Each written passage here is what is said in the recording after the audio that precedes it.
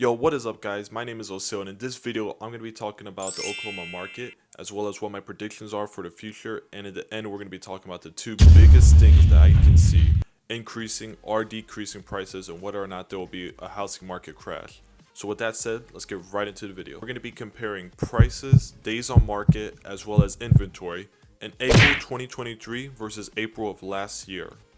Okay, so I'm going to get my notes out here real quick. So for April of 2023, so last month, we saw that the average home was going for 250K, 250 racks, bro. And in April of 2022, we saw the average home is sold for 245 grand. So you see, that's only a 5 grand difference. We'll be getting into what I think of that in a second. Days on market for 2023 was 13 days, whereas in April of 2022, the average days on market was 4. And now time for inventory. In April of 2023, there was 4,359 homes that were active and on the market. In April of 2022, there was exactly 2,681 homes that were on the market at that time. Because as y'all know, because of the laws of supply and demand, the more of something there is, the more supply they have of something, the less demand there will be automatically. So because there was so much less homes on the market during the COVID market, that's when we saw houses selling for crazy numbers. They were selling in like less than 5 days. That's why the days on market was so low. It was at 4, whereas now it's at 13. Because since there's so many more options available, of course that means that the homes automatically will have less value. Think of designer brands like Rolex, for example. The reason they go for so much and sell for so much is because not only are they good quality products, but because the demand is so high because there's low supply of them. We see whenever you're trying to buy a Rolex, on average, you're going to have to wait like a couple months to 6 months to even a year sometimes, depending on which type of watch you're buying. And the second thing that affects home prices is interest rate.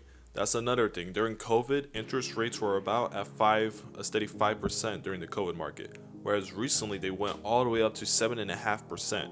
That's a big difference because, as we know, each percentage an increase for interest rates, so if it goes from 5 to 6, lowers buyers' buying power by approximately 10 to 15%. Because just that 1% increase can go from a buyer being able to be approved for a loan of 250, now he might be only approved for 220. Alright, so the next topic, so here are my predictions. Is there going to be a huge market crash? Is it the end of the world? Is there going to be the biggest housing crash since 2008? Probably not, is what I'm predicting. At the end of the day, no one really knows what will happen, but we do know based on research, seller markets last typically 1 year, same for buyer markets and neutral markets, and they fluctuate between the three.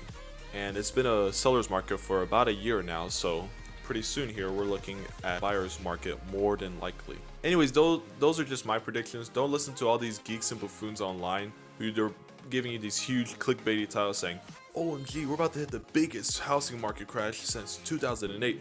It's gonna be the worst market ever, blah blah blah. Freaking Graham Stephenson over here talking about, oh my goodness, the housing market is gonna go insane. Most likely it's not. At the end of the day, these people, they're not omniscient, they're not all knowing, they don't know what's gonna happen. No one knows what's gonna happen with the market. They're just geeks, like I said. So with that said, don't forget to like the video, smash the subscribe button if you want to stay in the loop, and for all things real estate, Osil is your guy. So with that said, y'all have a blessed one, and peace.